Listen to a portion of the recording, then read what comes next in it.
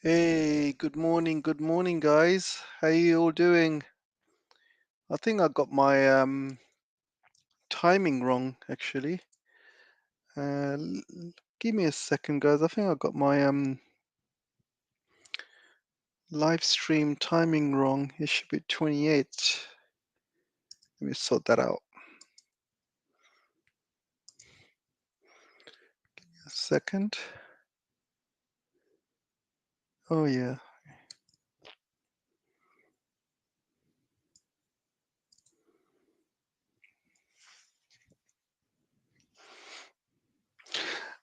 But yeah, welcome, guys. Welcome to the show. Got a packed lineup for you guys. Let me share my screen.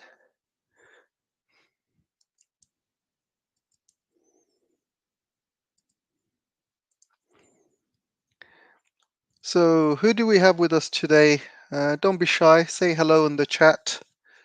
Happy to have a chat with you guys. In the meantime, I'm just gonna quickly go on live on Twitter as well. So give me a second while I go live there.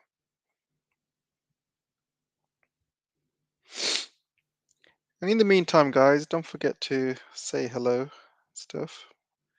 Don't be shy.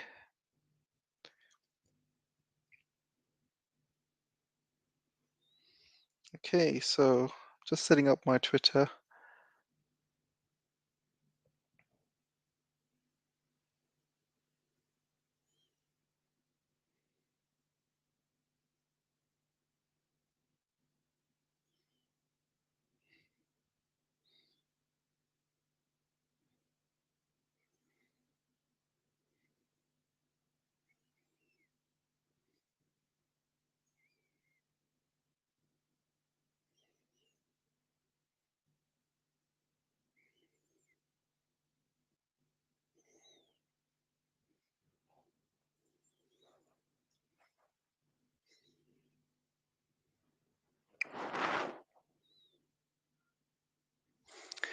Okay, we're live on Twitter as well.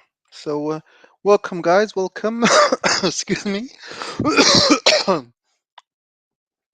Hey, Hung Chua, how you doing, bro?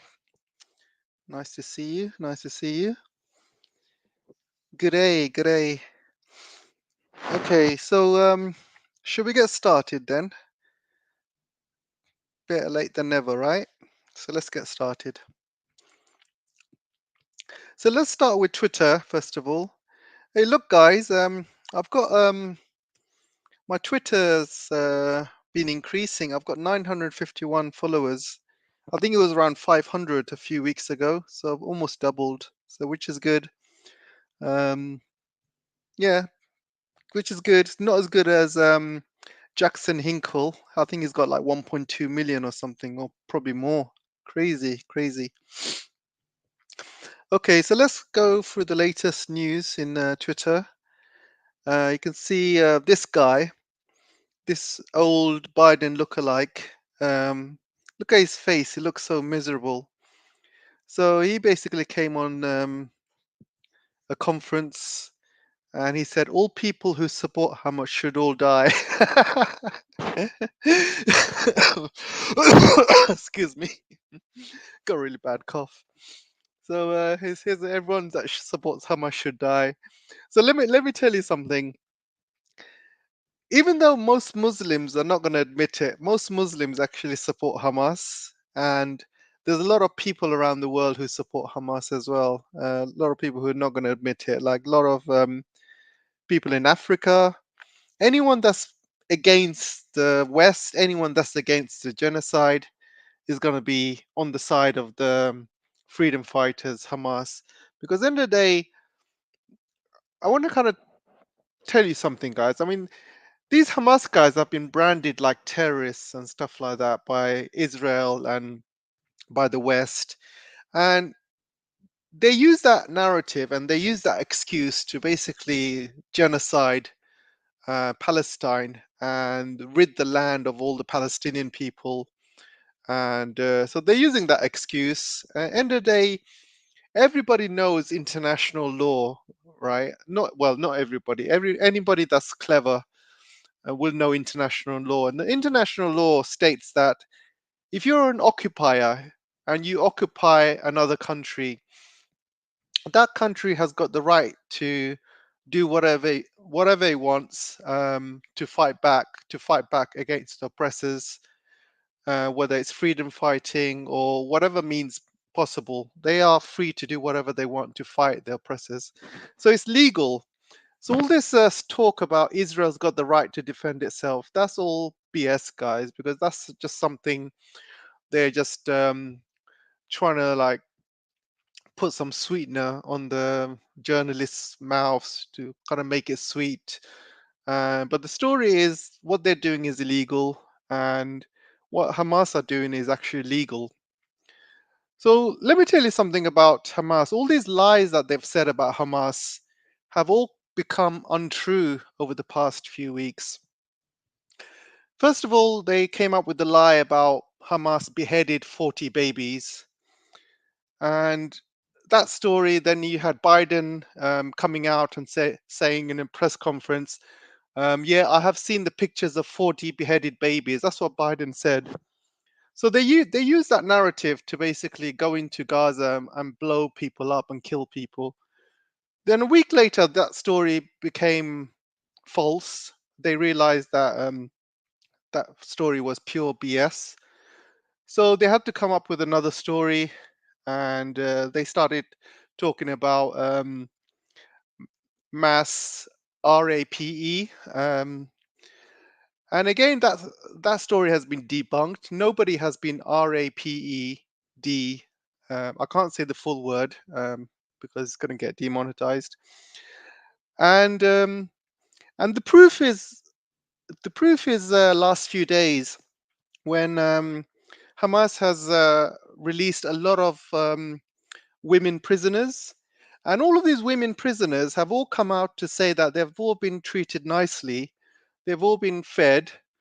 Nobody actually RAPD, you know what I mean? RAPED them.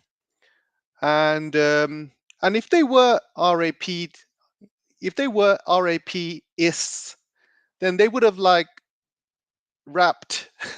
It's really hard to say with it. It's really hard to say that word.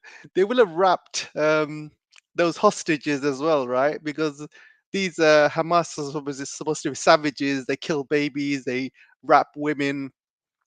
So obviously that story has become false.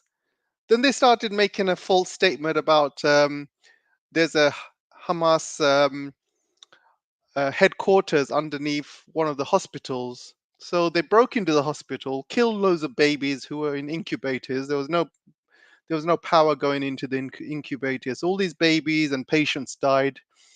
Killed a lot of doctors and nurses, and they were looking for some tunnels underneath this hospital.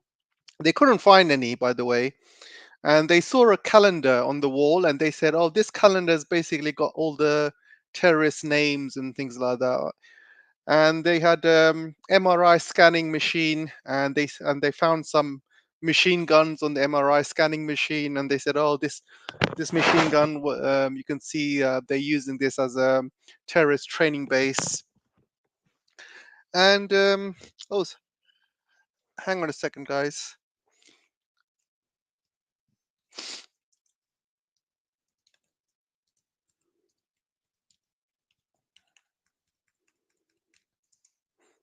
Sorry, guys, my screen froze for a bit. Let me just re-add the Twitter.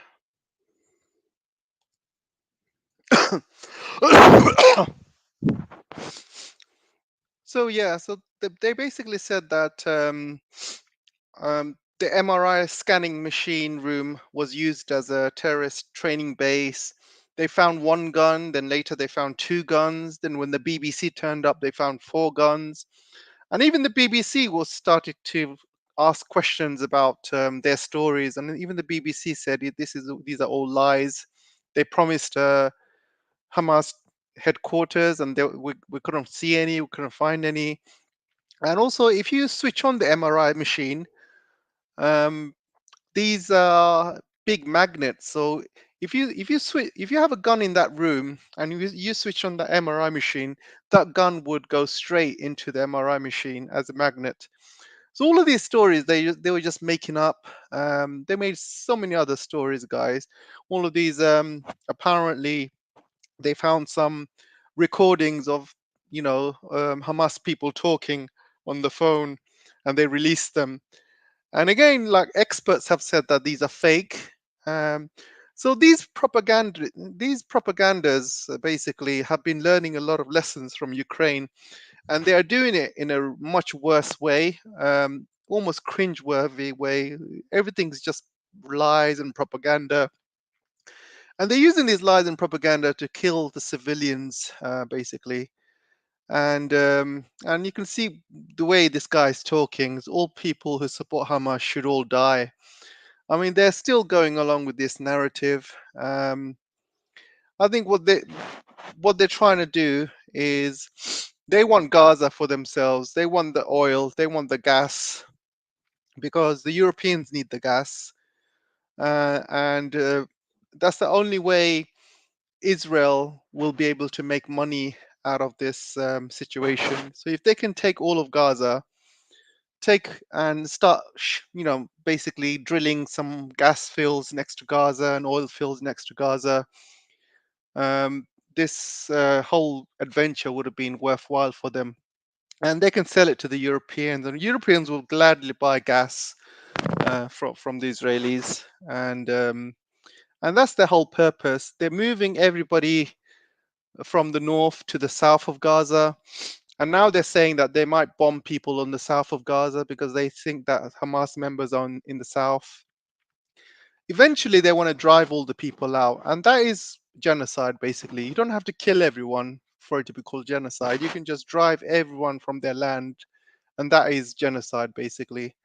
It's the same thing happened in North America, where the white colonists basically drove out all the red Indians, and they are nowhere to be seen anymore. You hardly see them, you hardly see their culture. They've all been driven out of their land, and that is basically genocide. And the other time there was a genocide was in the Second World War, and obviously it happened to the Jews, but now the Jews are doing it to the Palestinians. So you can see this picture, there are similarities between Jew and symbols in Ukraine. You can see the similarities are very, very similar with the kind of symbolism. And this is why this is all related. So bad news for the dollar today. The dollar has been falling pretty badly. Um, before I go, before I talk about the dollar, I just want to make sure you guys can hear me. Make sure everyone's okay. Um, let's see who else is on available. I'm just gonna say a quick hello to you guys. Hey Camila, hi Big Basil, hey Dory, hey Anthony Willis, BIMM Jim, Bim Jim, David Moss, and I've said hello to Hung Tua, and uh, hi Mehdi, and hi Anas. Welcome guys, welcome. So I just want to kind of quickly say hello to you guys before I move on. So the dollar has actually been falling over the past couple of weeks and used to be 106, over 106. And today it's fallen below 103. It's gone to like 102.5. I'm talking about the dollar index here. And one of the reasons it's fallen is because countries around the world are still de-dollarizing. A couple of days ago, you might have heard of the news that China and Saudi Arabia are going to have a currency exchange mechanism worth about 7 billion, and that's going to obviously increase over time. And now UAE has also kind of officially have stopped using dollar for oil trade, so they're going to be trading in their local currencies with China, with India, with Russia. So these are big blows happening to the US dollar. and more countries are going to be de-dollarizing, unless you're Argentina, by the way. If you're Argentina, you will be dollarizing, but every other country around the world are de-dollarizing. Countries around the world are also dumping bonds as well.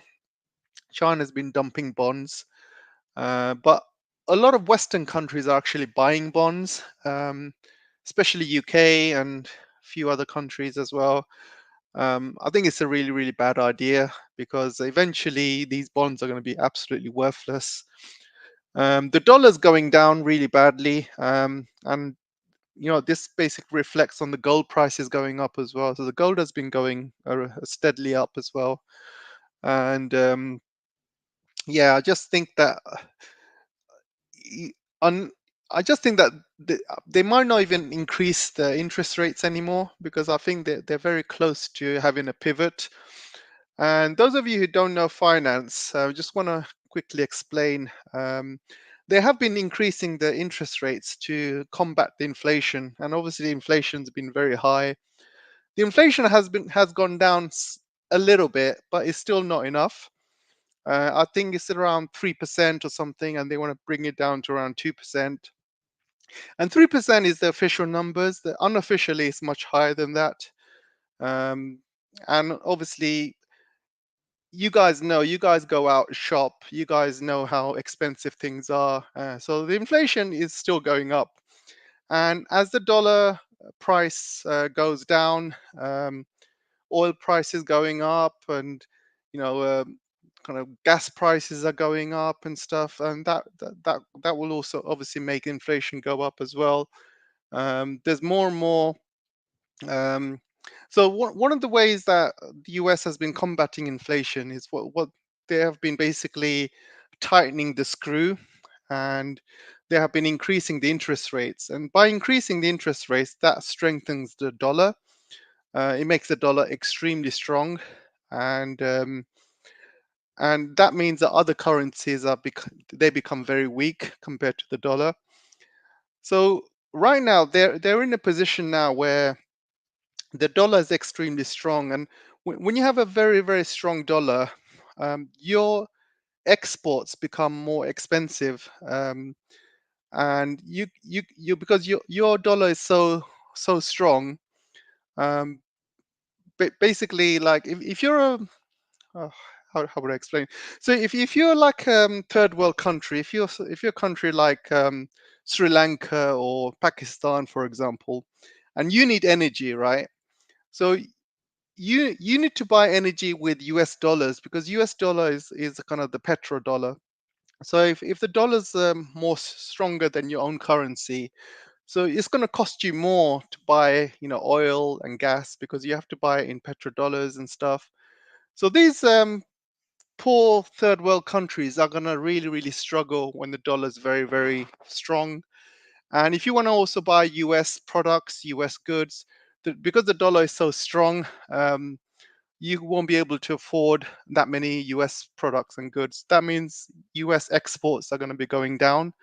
So all of these countries are going to be looking elsewhere to buy goods, namely China or other places like India, maybe Southeast Asia.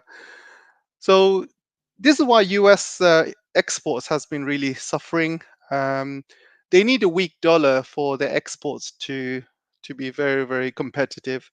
So right now the dollar is starting to go down, and they are very close to pivoting, which means they might start reducing interest rates. Um, and once you start reducing interest rates, you can start printing money again. Because right now they are tightening. They don't want to print more money because of inflation. So once they start pivoting, once they realize that they've taken the interest rates as high as possible without destroying the economy, and oh, hang on a second, guys, my screen's frozen again.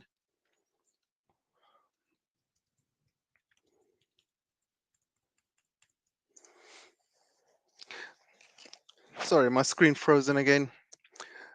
So just when they think that they have taken the economy as far as they can without destroying the economy, they are going to start printing the money, and they need to print the money because as you know, interest rates are very, very high at the moment, which means their debt level is going really, really high.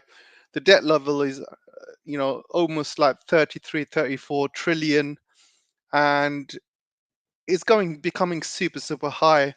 And with the high interest rates, you mean you basically will have to pay more for your debt, more for your interest, and that means if you have a loan or a mortgage, you have higher interest payments, and a lot of people will struggle. Average people, could lose their house if they can't keep up with their payments. Because right now you have high electricity bills, high mortgage, high cost of living. So something's got to give. The middle class are just getting poorer and poorer, and a lot of them are going into poverty. So eventually they're going to have to pivot. Eventually they're going to have to start printing money again. And when they start printing money, the value of the dollar is going to go down because you have more in circulation. That means the value is going to be going down. And plus, if you start printing again, the inflation is going to start going up as well because you'll have more money in circulation, and that causes inflation to rise.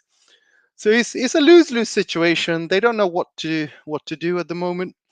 They don't know whether to carry on increasing the interest rates, and if they do that, the whole economy is going to crash, and people are just going to get very extremely poor, and that might cause riots.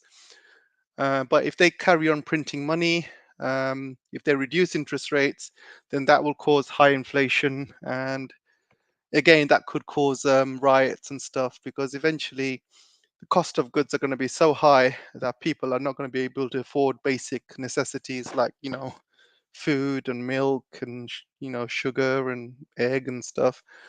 So we are in an extremely bad position, and the dollar is in a very risky position at the moment. And so we are in. So they don't know whether to increase interest rates or whether to start reducing them, which is the pivot. But I think the next Fed meeting, we will probably know what they're going to decide. There was a Fed meeting today, and the person who was speaking was kind of dovish. He was reluctant to increase any more interest rates, he said.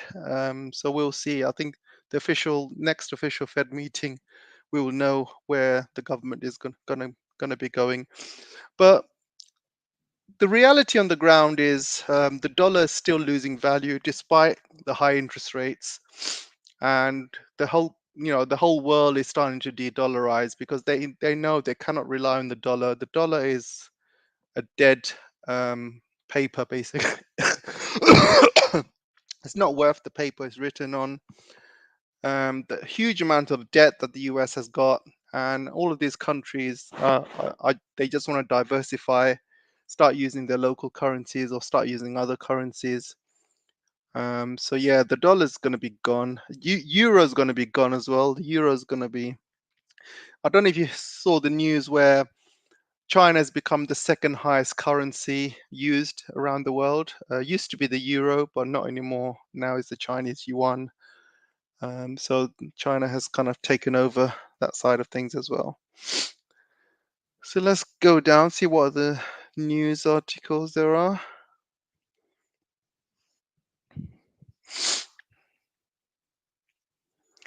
So this is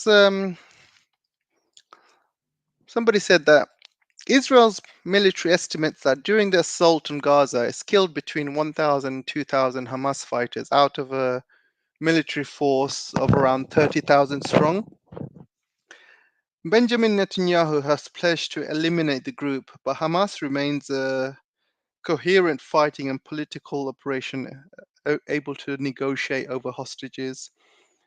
And he also said that if Israel kills 1,500 militants and 15,000 civilians have died, that's about 10 civilians per militant. So they would need to kill 20x more to achieve their goal. So what this guy is trying to say is So far, they've killed 1,000 to 2,000 Hamas members. This is an estimate, by the way. There's no like official figures, and they've killed about 15,000 people, most of it women and children. So if there are 30,000 Hamas members, we're talking about civilians being killed. It could be up to 200 or 300,000 civilians, mostly women and children, could die. But I don't think it's as simple as that, because if you think about it, for every family that gets killed, every surviving member will want to join Hamas. So, for example, if a father loses his daughter or his son, first thing he's going to do is join Hamas, right? Well, what about a son who's lost his dad or lost his mum? He's going to want to join Hamas to take revenge. So all of these civilians that they're killing, you know, it's just becoming a breeding ground for more people to take revenge. And also, the whole Muslim world is being enraged as well, and there's a lot of volunteer fighters going into Gaza as well. There's I saw some images today of Yemen Houthis going into, making their way towards Gaza. They're basically smuggling their way through Saudi Arabian deserts and stuff, and they're gonna be heading towards Gaza.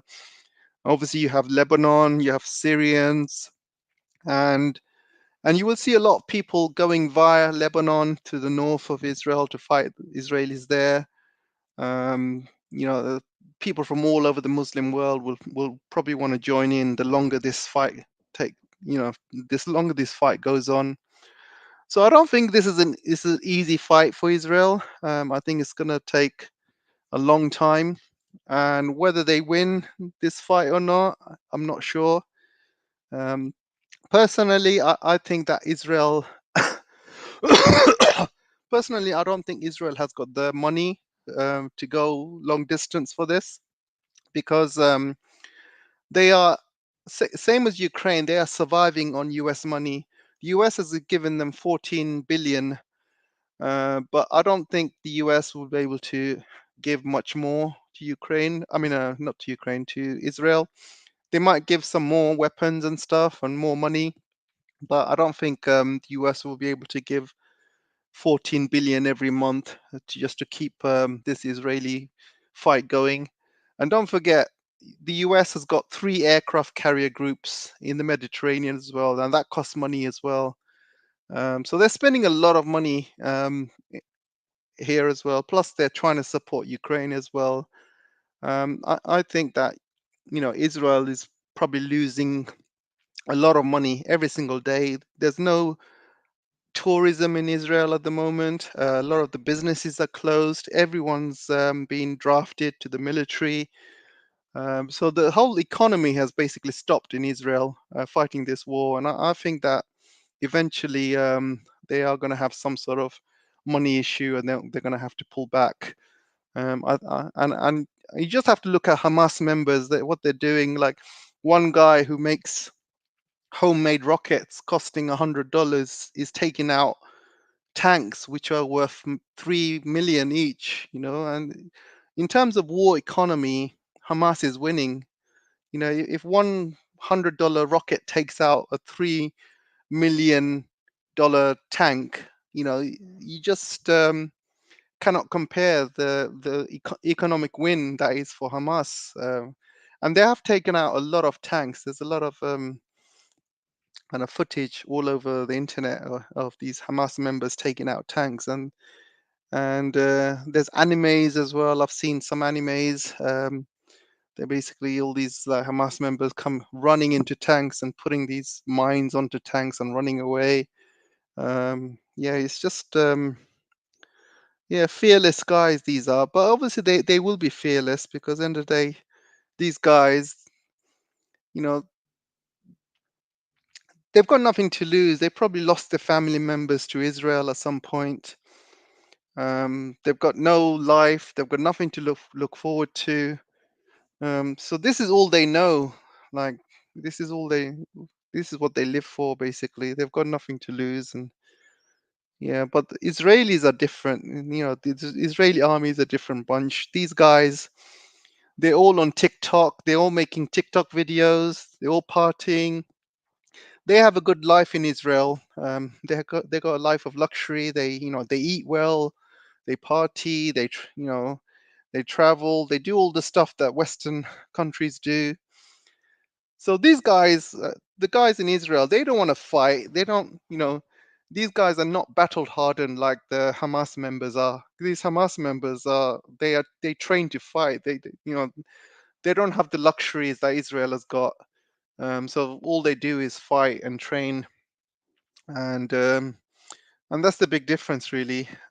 So these Israeli soldiers, they don't want to, go and fight and die, because they've got a good life back home. They've got money. They've got a lot going on, parties and friends and stuff, living a nice Western life. But yeah, it's a completely different. And while these Hamas members are just growing up in a concentration camp, basically, because Gaza is a concentration camp, and that's the difference.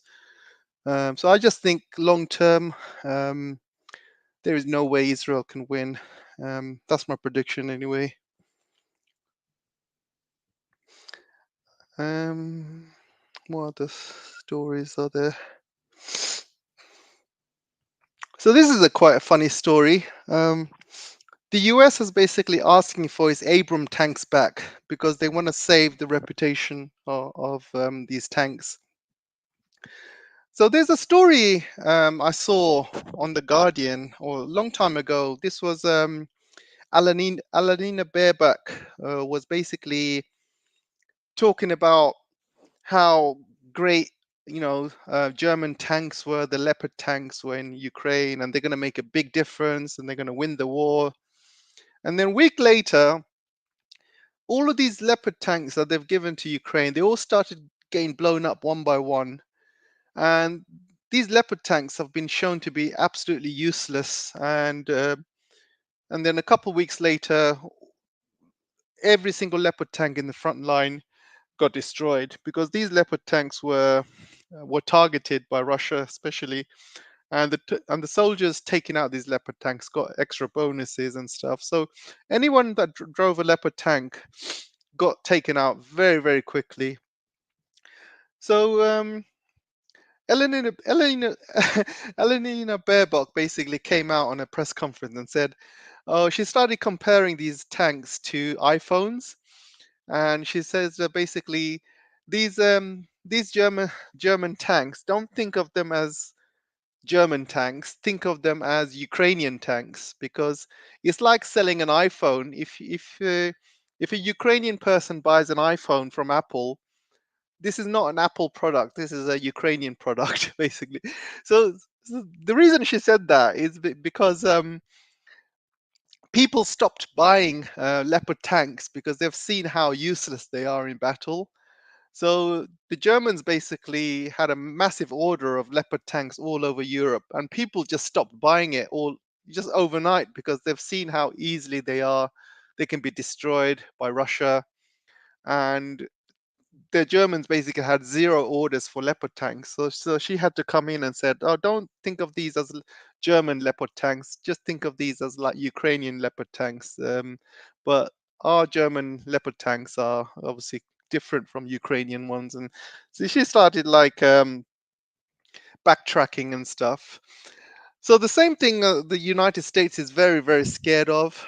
They don't want to put these you know, Abram tanks in the front line, because if they are destroyed the same way as the Leopard tanks are destroyed, the people from around the world are going to stop buying these M1 Abram tanks as well, because people are going to think, oh, these M1 Abram tanks are just as bad as the Leopard tanks. What's the point of buying them? They're absolutely useless. We might as well just save our money and buy a tank from Turkey or something, and save millions. What's the point of buying an Abram when they're so easily destroyed?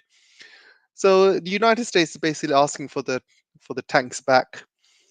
And my reply to this is basically, I'm just giving Zelensky some advice. I said to Zelensky, might as well send them to the front line ASAP because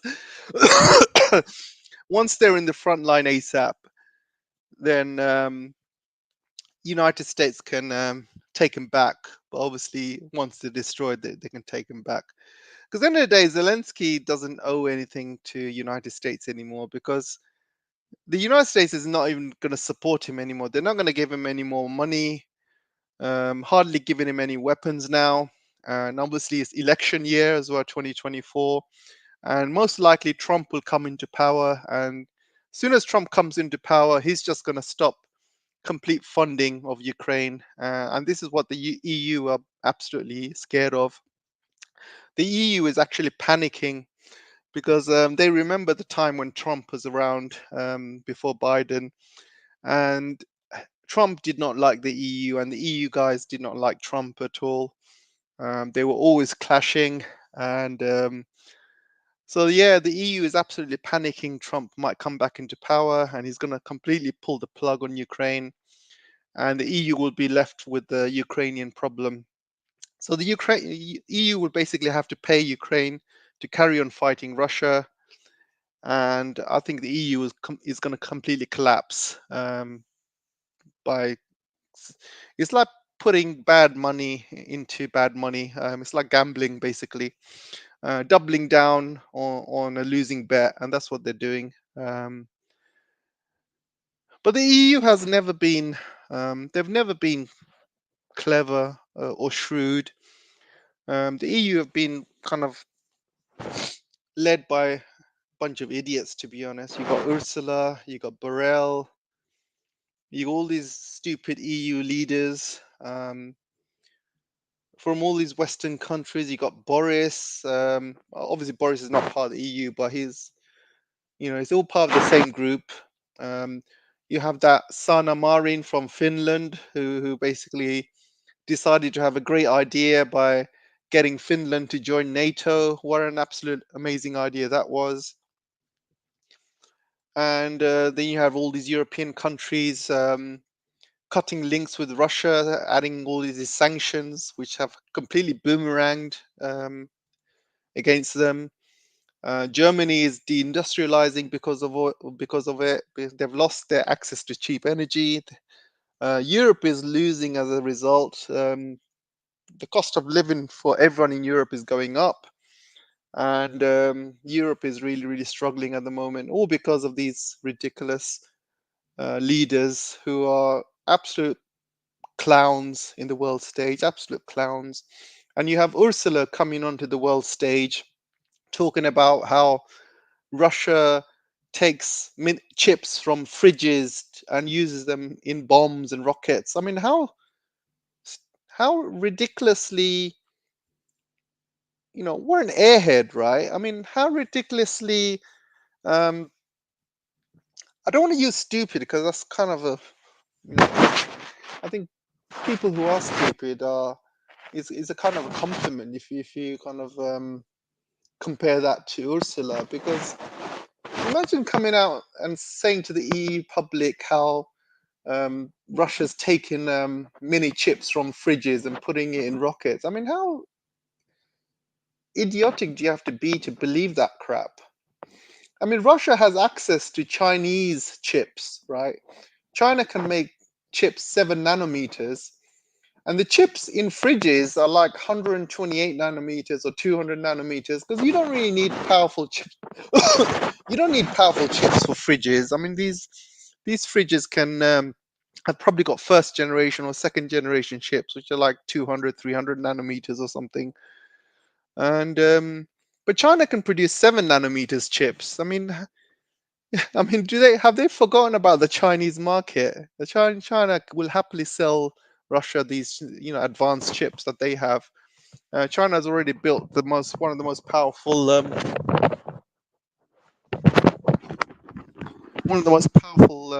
computers a few years ago, and that has 7 nanometers chips as well.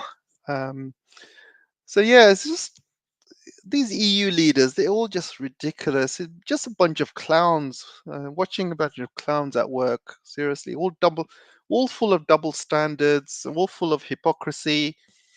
The way they are absolute hypocrisy towards Ukraine and Israel and everything that's going on in the world. Well, one minute they're preaching human rights in Ukraine, and then when Israel does it, they're all quiet. They don't say anything.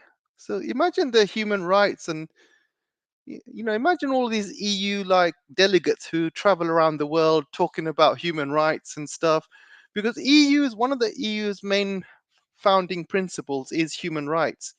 Every country they do trade with, the number one thing you know they look at is human rights before they trade with that country. That's the number one principle that EU has.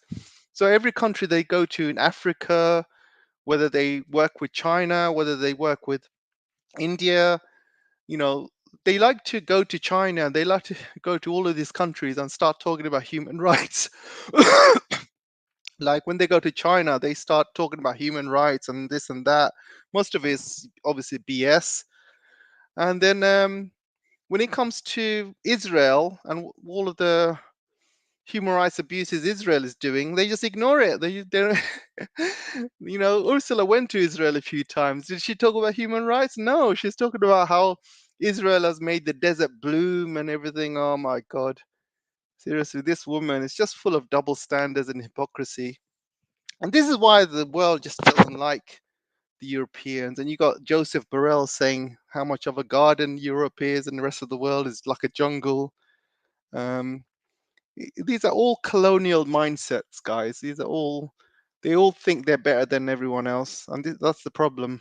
When you have that kind of mentality, you're not going to be liked too much around the world, and you're just full of double standards and hypocrisy, and people can see through it. People are not stupid. They can see the hypocrisy. They can see the double standards. I love to see the Europeans go to a country to trade now and to start talking about human rights. I mean, imagine if a European delegation goes to Congo or maybe another African country and they bring up human rights. Imagine these Congolese or maybe Sudanese or another African country start laughing at these Europeans in front of their faces, thinking, "You talk to us about human rights when you completely ignore what Israel is doing." So they're going to be laughed at in their faces next time they bring up human rights around the world. Okay, guys. So let's see how you guys are doing. You got any questions for me? Let me know if you have any questions. Just put Q in front of the questions, and we can answer a few. And how you guys doing anyway? Let me see if I can pick up some nice questions. So Mehdi says snow is Russia's friend right now. In mass movements, deadens sound travel at night. Mostly drones cannot operate. Yes, very very true. Very true, Mehdi. I think it's snowing in Moscow at the moment, and it's snowing in most of Ukraine as well. And yeah, I mean, I'll tell you one thing: Ukraine can't do any more of their offensive in this kind of weather, so they're kind of stuck at the moment. So, any other questions? Hey, Quantum, how you doing, bro? Long time no see. Actual military grade chip that is suitable for tank costs at least $100,000. These are not normal chips for sure. Yes, definitely, definitely.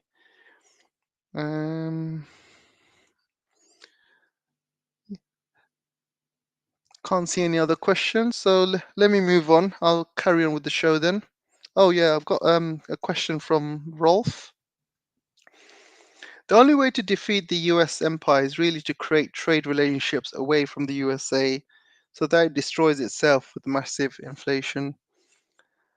Yeah, I mean, definitely. I mean, this is why the US is really scared of the Belt and Road Initiative, because the Belt and Road Initiative is basically a link that not only links China to the rest of the continents, but also links the rest of the world to China. So you have obviously the Asian continent linking to the Eurasian continent, to the European continent, to the African continent, uh, and and all of these countries will basically able to link with each other with trains, and trains are faster than ships. Much faster.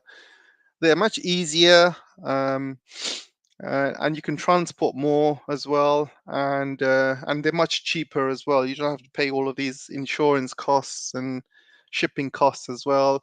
Plus, there's a lot of choke points when you're shipping, like the Malacca Strait, the Suez Canal, the Panama Canal. There's so many choke points around the world. Um, so once this Belt and Road is completely finished, you will see the whole world connecting with each other and trading with each other using trains and other services, land-based services.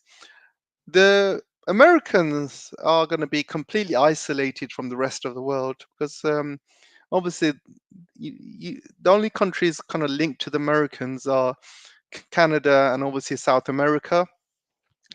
And Canada really doesn't really have much of an economy, and South America obviously is a growing economy, but it's not really. You can't really compare South America to the rest of the world. Like rest of the world, you have Russia, you have China, you have India. I mean, look at the population for just these three countries. You have Indonesia, you have Southeast Asia, you have Central Asia, you have Europe, you have Africa, you have Middle East. So you have all of these, 80 to 90% of the population, 80 to 90% of the world's GDP is basically along the Belt and Road scheme. So definitely, America or North America is going to be, really, really kind of catching up, and this is why they are trying to kind of destroy the Belt and Road, and so far it's been failing. They have been trying to destroy it using color revolutions. They've been trying to destroy it using. They've been kind of using terrorism in Balochistan. They've been trying to do regime change in Pakistan, in other friendly countries like Philippines, like South Korea, and many other countries. So they're trying their best, obviously, to try and kind of disrupt this Belt and Road stuff, but it's not working, unfortunately. The problem with America is they got they got too many plates they are juggling at the moment around the world, and they can't focus on one country. They love to focus on China because at the end of the day, China is still their biggest threat. They love to focus on China, but they can't. They keep getting dragged into the Middle East because of Israel. They keep getting dragged into Europe because of Ukraine and Russia. So So obviously, they would have loved to kind of stayed in Afghanistan because Afghanistan used to share a border with China, and also Afghanistan was the Central Asian hub for United States. They would have loved to have kept that, but they've lost Afghanistan.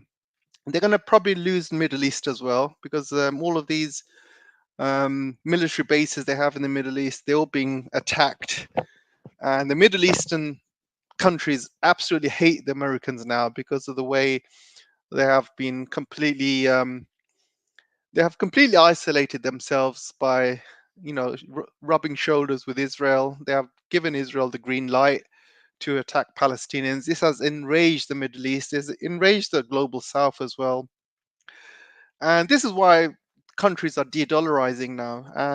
And what once you start de-dollarizing, all of these dollars are going to start ending up in America again.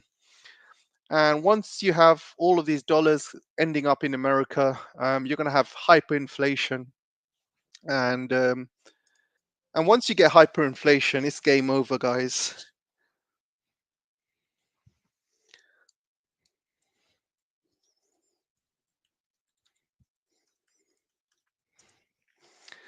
Sorry about that. Lost you guys for a second again. Let me just go back to my screen.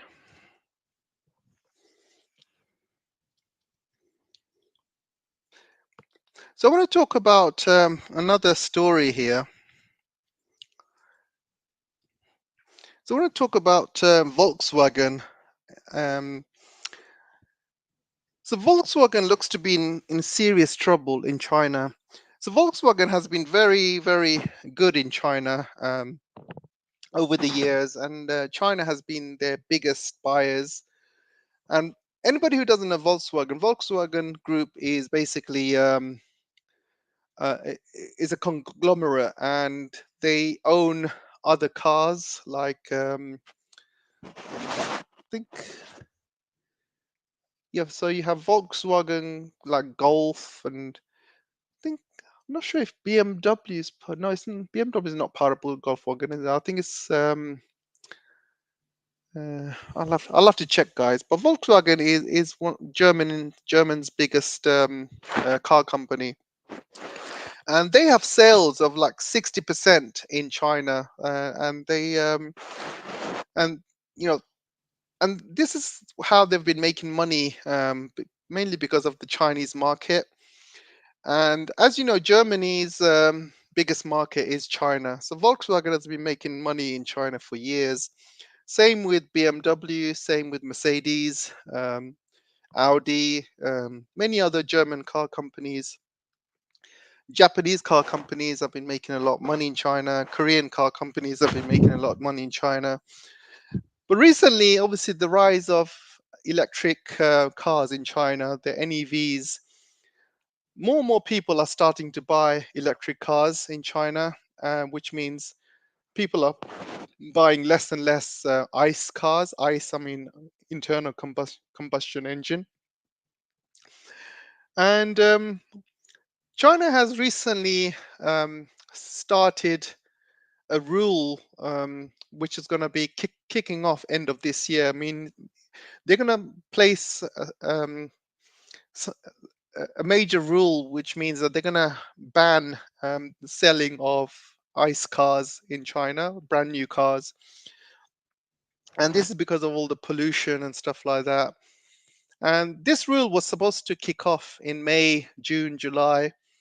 But because there were so many car showrooms with ICE cars, and they would have like lost a lot of money, so they kind of extended that to December. So in 1 month, this rule will take place where all of the ICE cars will be banned in China, and this is going to be a huge, huge hit to Volkswagen, because Volkswagen has been very, very slow to go to go into the electric route, and they're very, very slow compared to the Chinese cars and other cars as well. So they are kind of falling behind in the race, and they are seriously losing money. Volkswagen has also got debts of 2 billion um, that they need to pay back. And with all this money they're going to be losing from China, they will probably be one of the leading candidates of becoming bankrupt. And if Volkswagen becomes bankrupt, you can see Germany in terms of its manufacturing is just going to go down, because Volkswagen is probably 25% of German manufacturing. If that car company goes down, whole of Germany would actually go down as well with it. And it's the same in Japan as well. Japan, obviously, you have Toyota, Mitsubishi, Nissan, and all these other car companies, and they've been very, very slow to go to the to go to the electric route as well. The Japanese cars have been focusing on hydrogen. Um, they've been very slow to implement the electric cars. So Japan is going to be falling. Germany is going to be falling very, very hard once these rules get implemented in December. Already, people have stopped buying Korean cars. Korean cars are nobody buys Korean cars anymore. Korean cars are pretty much useless. It's all Chinese cars for now.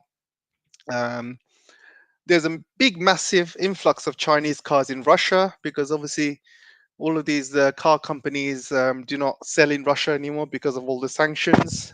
So China has been moving a lot of electric cars in Russia. And a lot of these electric cars are also being sold all over Asia. Like Thailand's got massive Chinese car influx as well. Same with Indonesia, same with Vietnam as well, and Central Asia as well. And also Europeans are also taking in Chinese cars, but there might be an issue because I think Europeans might be putting some trade tariffs in place, and they might be starting a trade war with China, which is going to be a very, very bad idea if they do that. Because end of the day, if they start a trade war with China, the only companies that's going to hurt is Volkswagen and other European companies. So that is something that they do not want to do. Um, the Americans don't buy Chinese electric cars, and the same way, not many American cars come to China anyway. I mean, I think people in people in China do not buy American cars. American cars are also very, very slow compared to the electric cars in China. So the only successful American electric car company is Tesla, obviously, but Tesla is not, is a different kettle of fish compared to other car companies like Ford, for example. Ford is still ICE, internal combustion engine. So they are still very slow in terms of moving with the technology. But obviously, Tesla is successful. It's still an American company, but um, it's not a real American car company like Ford or Rivian or other companies like that. And Tesla's obviously by themselves as well. So I think from December onwards, there's going to be a massive change in the car industry, and 2024 is going to be a massive change. And I think you're going to see Volkswagen really struggling to keep afloat because they are still 2 billion in debt. They are losing so much money, and once they lose the Chinese market, because once this rule takes place in December, they are going to be losing so much money. And if Volkswagen collapses, you can see Germany collapse, and Japan will also collapse as well. Japan's car manufacturing is going to be absolutely collapsing next year because Japan's been making a lot of money from China as well, and Japan has been the number one country to export cars around the world. And again, 60% of Japanese cars were sold in China. So they will lose that market basically. Um, they're not going to find that market anywhere else in the world. So Japan and Germany are going to be major countries 2024 that could bring down the economy, the world economy, because I think if those companies go down, um, then it could bring down the world. It could bring down Europe. It could bring down the whole of Germany. It could bring down Japan. I don't think Germany will probably allow Volkswagen to collapse. I think they will probably try and bail Volkswagen out somehow. But again, have Germany doesn't have the money to bail out companies. They've already bailed out a lot of energy companies this year, gas companies, electricity companies.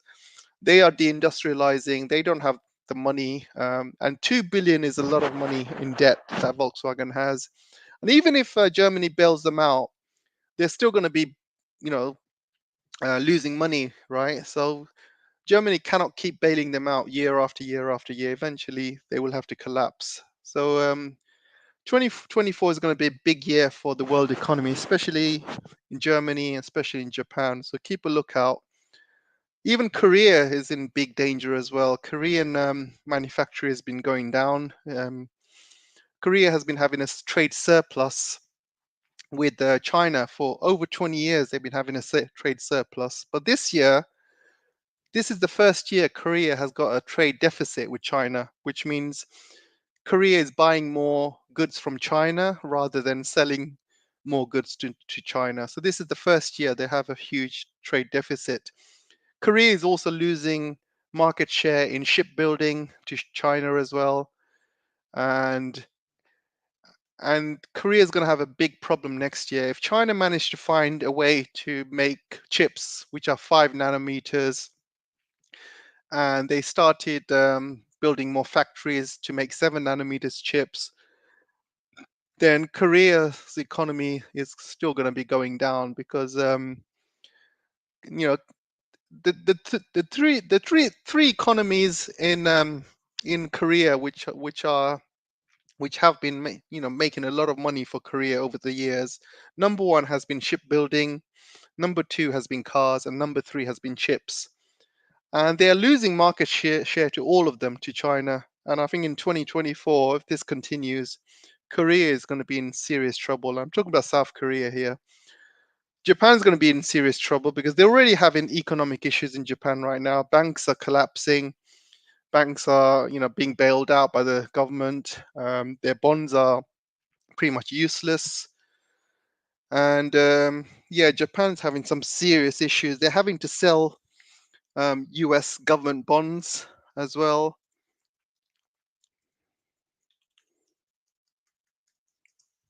So Japan's having to sell a lot of US government bonds, and also US also owes Japan a lot of bonds which have been matured, but US doesn't have the money to pay Japan as well. So Japan is in some serious issues. Germany is in some serious issues. Korea is in some serious issues.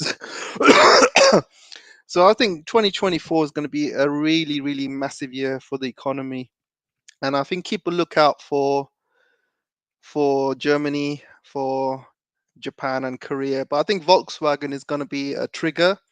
If Volkswagen suddenly goes down because its sales goes all the way to zero because they've been too slow to implement their electric cars. If Volkswagen goes down or they need a bailout, then I can see Germany going down first, then Japan, followed by Korea, then the rest of Europe and Britain. And yeah, and as the dollar keeps falling down, it will eventually reach USA after that as well. So I think next year is going to be a massive, massive year for the economy. A lot of countries will go into recession next year as well. Britain will go into recession. So yeah, keep a lookout, guys. A lot of things will happen next year. Next year is going to be an interesting year. You have the Taiwanese elections next year. You have the American elections next year. Next year might be a year for Chinese chips. I believe they might have some breakthroughs with some Chinese chips, which could really severely impact big companies like Intel, TSMC. But yeah, it could be a massive year for recession and the economy next year. So keep a lookout. So what other stories do I have? Let's see now.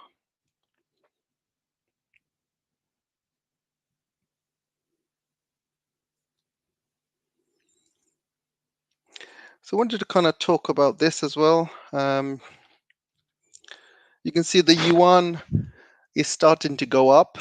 As the dollar goes down in value, the Chinese yuan is starting to go up because the Chinese yuan is becoming more and more like required around the world. More countries are buying the Chinese yuan. More and more countries are trading with China in yuan as well. Even India is trading in China with yuan. Russia's doing it as well. They see the yuan as a rising currency and a stable currency as well. And obviously, you look around the world, you look at the Europeans who are having a war with Russia, you look at the Americans who are having a war with obviously Russia, and they're getting involved in the Middle East. You have American dollars, which is obviously 33, 34 trillion in debt. And so the only alternative in the global currency, which is quite stable at the moment, is the Chinese yuan. And this is why a lot of countries are starting to use the Chinese yuan and using that for trade. And as you know, China is the biggest trading partner for a lot of the countries around the world. I believe around 160, 170 countries around the world have China as their largest trading partner. So obviously they will use yuan with China as well, and that means the yuan will get stronger, the dollar will get weaker, and all the other currencies that the yuan is linked with will also get weaker as well. So this is it's good news, but it's also bad news as well for China, because I think what China has been trying to do is also trying to keep the yuan weak, because if you keep your currency weak, your exports become cheaper, because China is still an export country, exports more than it imports. So China needs the yuan to be weak. So a strong yuan doesn't really do any good for China. So there's advantages and disadvantages. But end of the day, sometimes if your currency is in demand around the world, there's nothing you can do, but your currency will get stronger. There's nothing really you can do. If the dollar gets weaker, your currency gets stronger. There's steps that you can take. Obviously, there's a lot of steps you can do in an economic level to weaken your currency, but there's only so much you can do. Eventually, um, your currency will start getting stronger and stronger. And this is what's happened to the dollar. As you know, with the as soon as they implemented the petrodollar, the more and more countries starting using the petrodollar, the dollar got stronger and stronger, and the dollar became the number one um, reserve currency around the world because of it. And they've been enjoying their reserve currency status for a good number of years now, 50, 60 years, maybe more. And what they are able to do is they can print the money in America, and any inflation, they used to just, you know, basically the world used to suffer the inflation while the Americans used to kind of enjoy it. They used to just print the money without any consequences. And that's what's happened really. They've kind of weaponized the dollar over the years. They've managed to print ridiculous amounts. They have exported the inflation to the rest of the world, because the world is basically forced to use dollar to buy important commodities like oil, like gas, agriculture, other chips, even, and many other things that you are forced to use the dollar for. So a lot of the countries are basically exported the US inflation to their countries, while the US basically enjoyed all the benefits that the reserve currency brings. But all of that is going to come to an end eventually. You know, you can't have the good thing going on forever. Nothing lasts forever. So I think now they're going to have all the kind of inflation and hyperinflation moving back to the United States, because all of these dollars that have been circulated around the world, the less and less these dollars are being used, the more countries are de-dollarizing, more of these dollars will end up back in the US, and this will cause hyperinflation. So eventually everything comes to an end, and that's what's happening.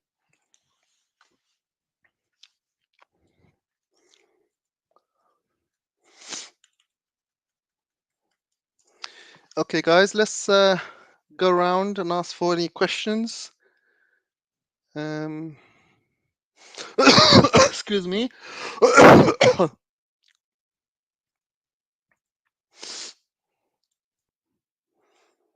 Hello, Zoo. And I'm not going to ask that because it's got a word that might get demonetized with. So David said, I agree that a real sense that Germany and Japan have been still occupied by the US and not fully sovereign. 100%, 100%. Yeah. So you got about 40,000 American troops in Japan, 30,000 in Germany, and yeah, they don't really have their own sovereignty. Um, the United States would rather them destroy their own economies, and save the American economy. And Japan has done that in the past, and you've all heard about them. And oh, what was that? There's something called Plaza Accord. How Japan has basically signed the Plaza Accord, and they just signed their own death warrant, and their economy has greatly suffered since the Plaza Accord. And Germany is doing the same thing. Germany is basically deindustrializing because of the United States. They're placing all of these sanctions on Russia. They've cut their access to cheap energy. They've destroyed their own. Well, America did it for them, and their own Nord Stream pipeline. They're also destroying their relationship with China because of the US as well. So these leaders in Germany, they just don't know what they're doing. They're just basically following US orders. People like Baerbock, Habeck, and Scholz, they're all just stooges of the American empire, and they're just destroying the whole economy. And it's just poor German people really, because in the end of the day, they're the ones that are going to be suffering. Japan has been being destroyed systematically for the past 20 years anyway. Japan's economy has not been going up for the past 20 years since the Plaza Accord, since the 1980s. The economy has been stagnant, and but now the economy is starting is looking in serious bad shape now in Japan. Um, so um, so yeah, things are not looking good. Let me know if you guys got any more questions. Happy to answer them. If not, I'll move on. I think I've got one or two. I've got one question here. Loan it out on BRI. That's correct. Yeah. So the way it works is a lot of these countries get loans from China to build the BRI, but these loans come in the way of American dollars because China has basically got a trade surplus with the United States, and they've got a trade surplus of over a trillion per year, and most of it is with dollars because they trade a lot with dollars. And what do they do with these dollars? Because at the end of the day, you know, there's a couple of things they can do. They can buy U.S. property, U.S. bonds, um, and basic like U.S. goods even. But most of these dollars, China used to basically give out loans around the world to build infrastructure. And the good thing is, once they give out these dollars in loans to build infrastructure, these countries pay back in Chinese yuan or pay back in local currencies. So this is a really good way of getting rid of dollars and also making your own currency stronger. So you're basically loaning out dollars, but you're getting back, in Chinese yuan or other currencies. Um, so, so this is a really, really good business sense because at the end of the day, it's a win-win. Number one, you get rid of dollars. You did de-dollarize. Number two, you're not forced to buy American bonds and properties and things like that and goods as well. So you're completely independent. Um, and number three is basically these countries you're building infrastructure with. The long term is these countries are going to become more and more richer, and then and you'll be able to kind of trade more with them as more richer they get. They'll be able to trade more with you. And Vietnam is a very good example. Vietnam after the Vietnam War was completely savaged. Nobody knew Vietnam would be so good economically, and now look at Vietnam. Vietnam's trade with China 20 years ago was very, very small. Then China started moving a lot of their manufacturing to Vietnam, and Vietnam started improving their economy. They become richer and richer and richer.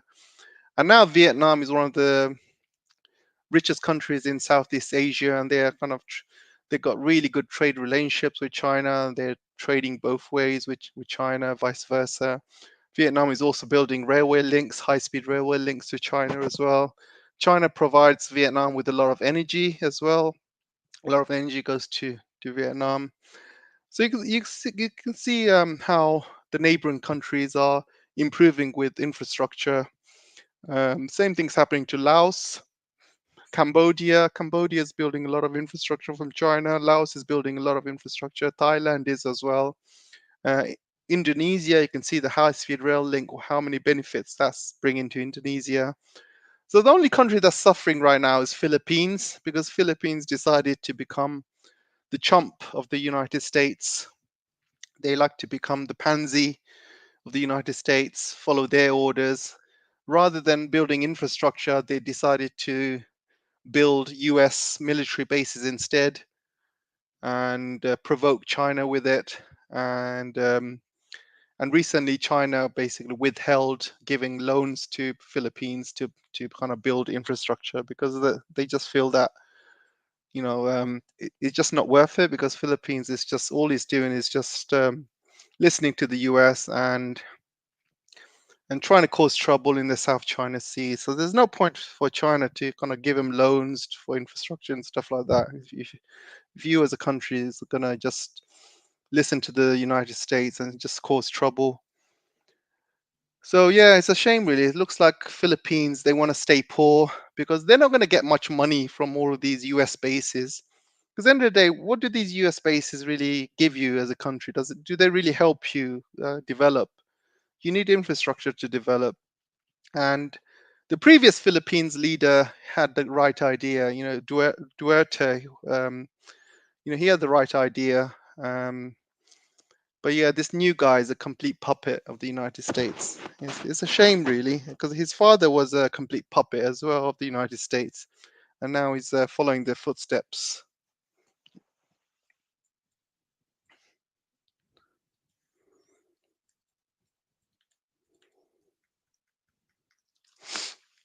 So let's see what other stories there is. I'm just gonna quickly go down, see if there's anything interesting. So apparently all the British Jews are leaving UK. I'm not surprised because everybody's leaving UK. The Russians are leaving UK.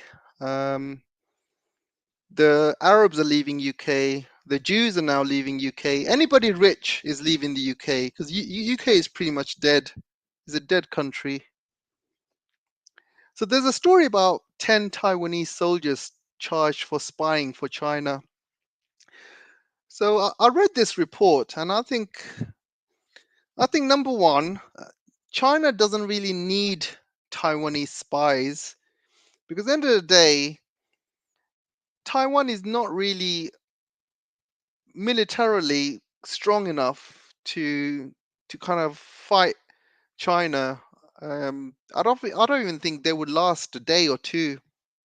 Um, because all the military equipment given to Taiwan from United States, these are old equipment that United States doesn't want, and they're selling it for a really expensive price. They got really old equipment, old planes, old ships and submarines and anti-aircraft guns. China will not really have much trouble taking out Taiwan if they wanted to. But I don't think it's something that they want. I think they're going to want to do it peacefully. And also, if you look at the article, these are Taiwanese soldiers charged. So charged means they accused of being spies for China. So I think it's also a lot to do with paranoia, because United States has been doing it to Chinese scientists. Every single Chinese scientist in China in United States is basically charged with espionage or spying, because they're basically too paranoid. And I think looks like Taiwan is doing the same thing as well. So yeah, it might be a non-story really. I like to see how this develops. So there's a story here how Chinese car sales are going up in Mexico. So you can see the white line, 200K cars sold in Mexico. These are Chinese cars.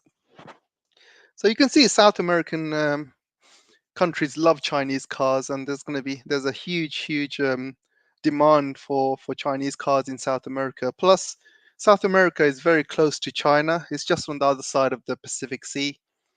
and and China's got very, very good relationships with every single South American country, apart from a few which have still got links with Taiwan.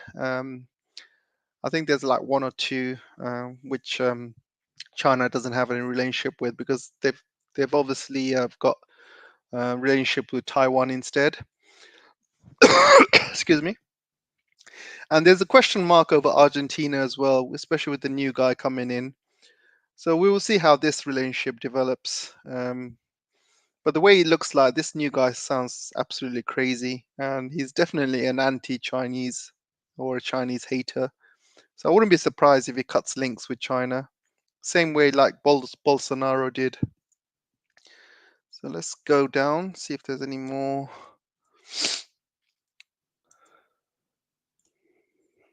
Oh yeah, so some of these hostages got released, and you can see a lot of these hostages saying goodbye to Hamas. And these hostages, they weren't wrapped. When I say wrapped, you know what I mean. I can't say the actual word. These are females. They were kept good. I mean, you can see how healthy they look. They didn't get beaten up. They weren't starved or anything like that.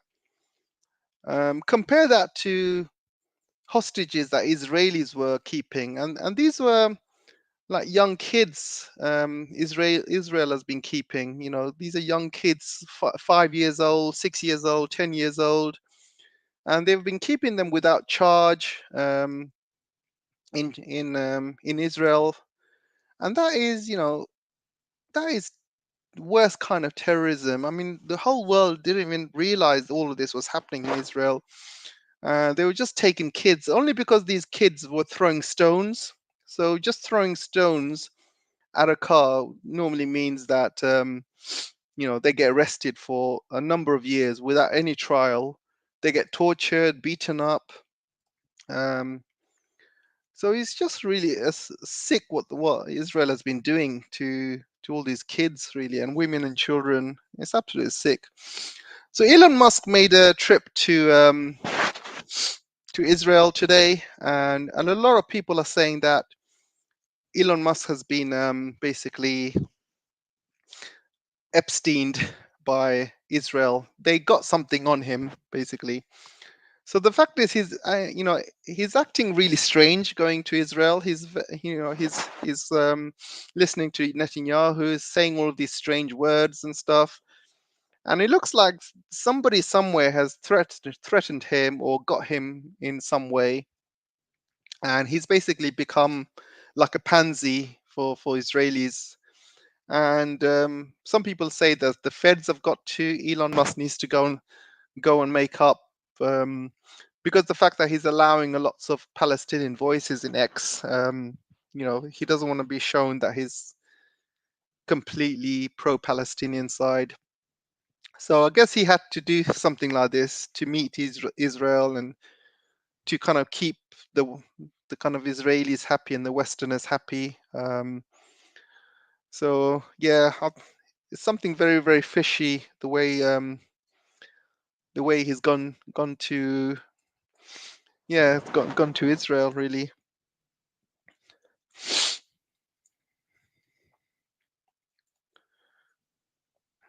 So yeah, there's more images there.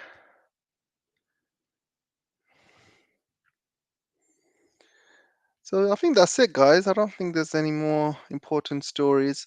Oh, Yemen has been doing some good work. Yemen has hijacked another vessel. This is the third vessel that Yemen has hijacked off Israel.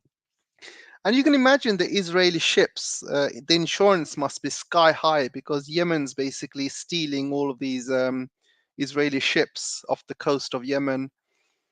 And Yemen is in a very good geographic spot, right on the Red Sea, which means any Israeli ships going through the Red Sea would be able to would be very, very vulnerable to Yemen. And the United States really can't do anything because they are keeping an eye on the Mediterranean. They're keeping an eye on Iran. They can't keep an eye on Yemen at the same time as well. They are just going to be too stretched, and they would love to attack Yemen, but I don't think they will because this is just going to enrage the Middle East even more. If they start attacking other Muslim countries, all the Muslim countries are just going to unite, and it's just going to escalate. So yeah, things are very, very difficult in the Middle East at the moment. One wrong move can really cause a lot of issues. So we'll see what happens. There's talk about Biden. I saw a report today that Biden might quit, or he might be forced to quit being US president, because all of this stuff that's happening around the world with Ukraine, with Gaza, apparently is causing a lot of health issues to Biden. And Biden is apparently very, very, all this pressure and all this stress is basically killing him. And I don't think he can survive until next election year. So they're already talking about replacing Biden, because you can see Biden, the way he talks, the way he moves. He's just a walking dead person, really. Nothing he says is of any value. Um, so yeah, he's just a useless president, a dead duck. And you can see Blinken, basically is his minder. Blinken's literally telling him what to say and what to do. Blinken's looking at every action that Biden does, everything he says. And yeah, I just don't think Biden will last until the next presidency. He's only got a year left, so he might still be able to last until the elections. But there's talk about him leaving after Christmas. But we'll see. We'll see how it goes. So I think that's it, guys. There's all the biggest stories from the world right now. You guys got any questions for me before I put a close to it? So let's go through some of your messages, see if there's any nice and juicy questions.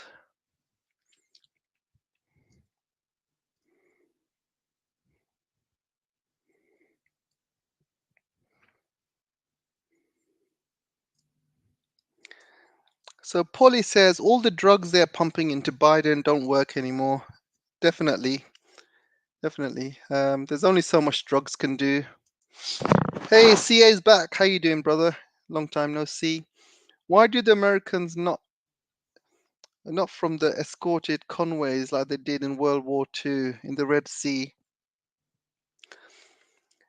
Um, I think they are just completely stretched, to be honest. I think they are, because at the end of the day, look, the energy prices are very high.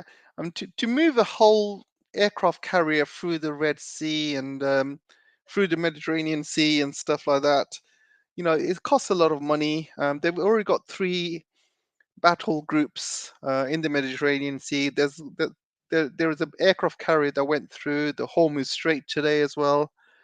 Um, I think it's just the longer this takes, the more expensive it is for America, the more money they're wasting. I think it's just the fact that they just don't have the money, to be honest.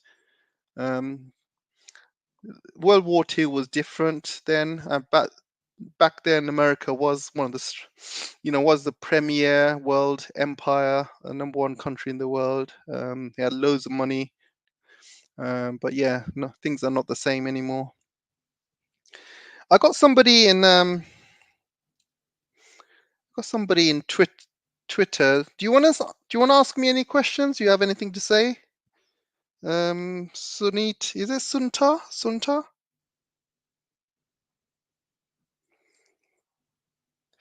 Hang on.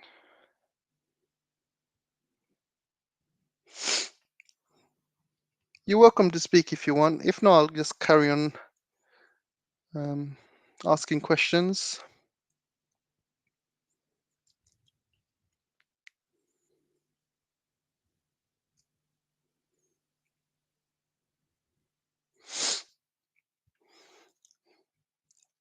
The EU has conducted a poll. 62% of Europeans have some sort of psychological issue. Yeah, I agree with you. No, I can't see any other questions. Oh, thanks for the super chat, CA. Appreciate that.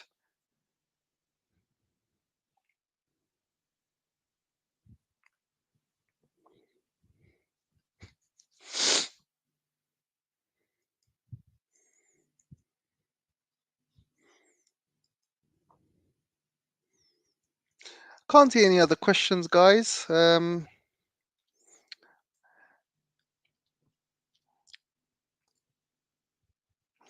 I've got one person in Twitter. Do you want to ask me any questions before I close this chat?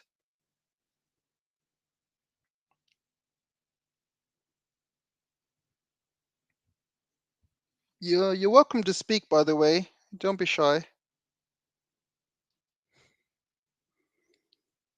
Probably shy. Oh, I've got another question here. China and Thailand are making a canal through the Thailand. Um, that's correct. Yeah, I think they are. I think this is in a discussion phase at the moment. So nothing's obviously concrete. They've been discussing this for years. I think over like 10 years they've been talking about it. It is a big job. It's going to cost a lot of money. So whether it's economically viable, they'll have to see whether it goes ahead or not. But yeah, they've been talking about it for a long time. But we'll see if it kind of if if somebody signs a dotted line. So Polly says, just wondering if this is true. Yellen has failed both times to get China to buy U.S. treasuries in Bali and yes, correct. Yeah, so China is still selling U.S. treasuries and bonds, even up to last month.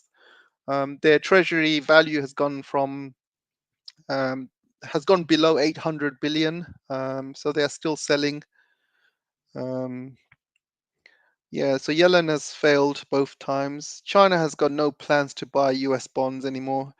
At the end of the day, it's not value for money anymore. Uh, if you're a country, you know that US bonds, they don't have the same value as they did um, 30, 40 years ago, even like 20 years ago. Especially now with the high interest rates, you're not going to get the same returns. Right, any other questions?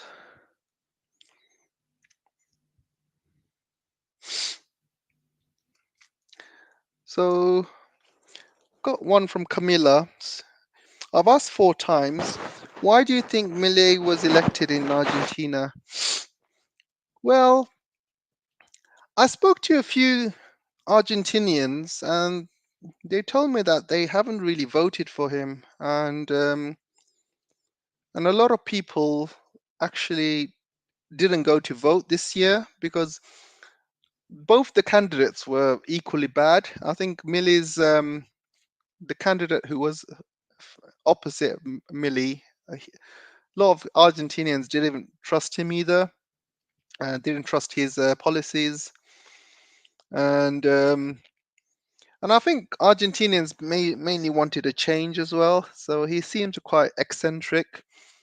Um, but the fact that he's a pro-Israelian and also pro-US just goes to show that maybe there was some sort of foul play. Maybe he got put into power by foul play means. Because a lot of Argentinians I spoke to they're saying that they didn't vote for him. Actually, they didn't even vote. They just they said that they skipped the voting this year. And so yeah, I'm not sure really. I'm not sure. Maybe there's some foul play. Who knows? I wouldn't be surprised. So I've got a question here from. Sorry, I can't read your name. It's a bit jumbled up. I'll ask the question. What will it take to get China to rebuild Gaza, Russia to set up Gaza naval base? I think that's a long way to go. Yeah, I don't think that's going to happen basically because Israel still controls Gaza because they are the occupier and they still control Gaza and all the resources. And they have America backing them up as well. So in the Mediterranean Sea, you have 3 aircraft carriers supporting Israel as well. So there is no way that Russia or China can set up a base in Gaza. It will cause a regional war.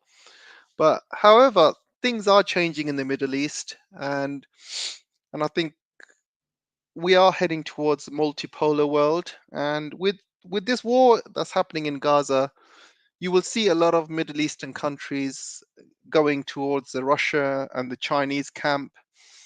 They are going to de-dollarize from United States. They're going to start severing links to the United States.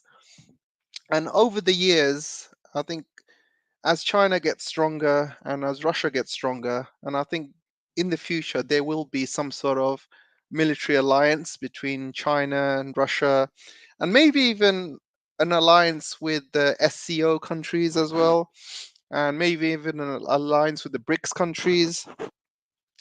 And I believe that that's the way BRICS is heading, and you can see from all the countries that are in BRICS, they are all mainly around the Middle East and Africa. They are basically covering the important trade routes as well. So I think there might be in the future there might be some sort of military alliance between BRICS countries, SCO countries, and between China and Russia. And eventually, a lot of these American military bases are going to be replaced with Russian and Chinese military bases, maybe in the Middle East as well. And things are slowly changing, guys. I think the US is not going to be the sole superpower anymore. Things are moving to a multipolar world, but it's too soon for Russia and China to take over the Middle East. I think China still, China's main priority is Taiwan. Right now, they don't want to get involved with the Middle East too much. And Russia's obviously busy with Ukraine, so they don't want to get too busily involved in the Middle East either. So once Russia's dealt with Ukraine, once China's dealt with Taiwan, maybe Russia and China can and the Middle Eastern countries can talk together and maybe form some sort of alliance to kind of protect the Middle Eastern countries and protect the oil and gas and things like that. Maybe in the future, but definitely not now. I think China and both Russia have more important things going on at the moment. So I think that's the last question, guys. Thanks for listening. Oh, I got one last question before I go. So Cam says, have you read the big meetup between Northeast Asians, China, Japan, and Rock? This might turn out to be something. They finally see the writing on the restroom walls. Uncle Sam is getting old. Yeah, I saw this meetup. Um, I don't know. I mean, I'm not too sure. I remember when President Xi went to San Francisco on is it called the APEC APEC summit or something? And I saw the South Korean president, and the South Korean president, he was like so happy to meet President Xi. He was like, you should have seen his face. He was like this young kid. He had a big smile in his face. He ran up to President Xi, started like talking to him like, long time no see, brother. How's it going? With a big smile in his face. Biden obviously did the same thing as well. President Xi was like, he was like a proper, celebrity in that summit. They even cleaned up the city for him. So obviously, you can see the South Korean president now has completely changed his tune. A few months ago, he was like being rude to President Xi. There was a talk about because a reporter once asked him, why doesn't he go to China? And he rudely said that, why should I go to China? President Xi needs to come to South Korea first, and he needs to talk to me first. Why should I go to China? So he was just being really like rude and dismissive of President Xi. But funny how few months later, now he's becoming all smiley, ask Kiki and stuff. But I think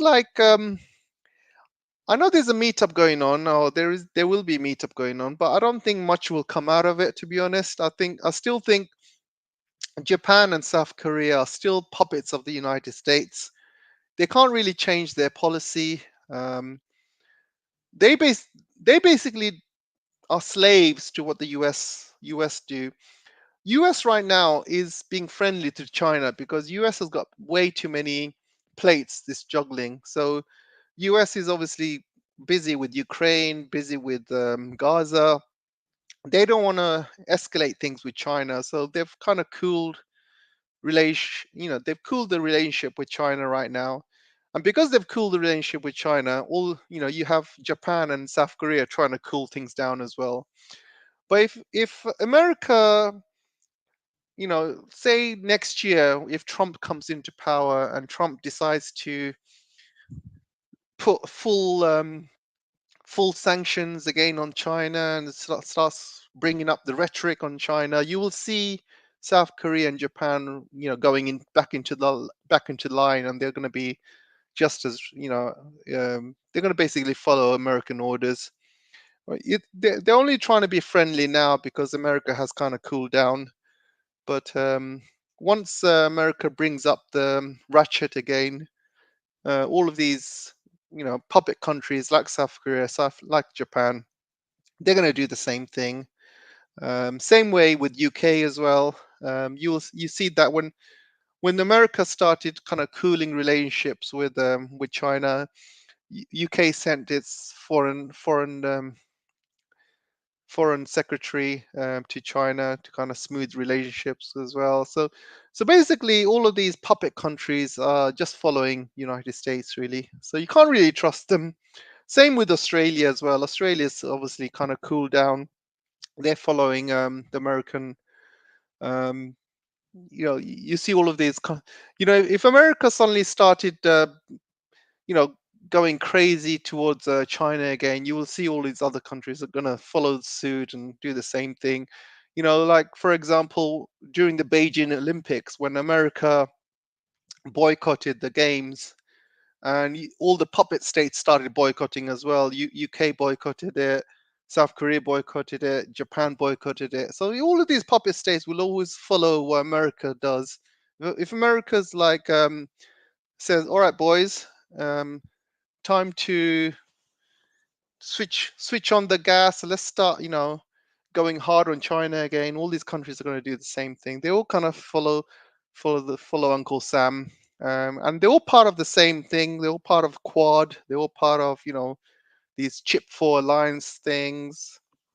So yeah, there's not don't really count. Um, Hang on a second, guys. So don't really count on these meetings to go anywhere. I think this is just kind of a formal thing that they'll probably kind of discuss and say some nice things about each other, but I don't see anything major coming out of it. But anyway, guys, thanks for.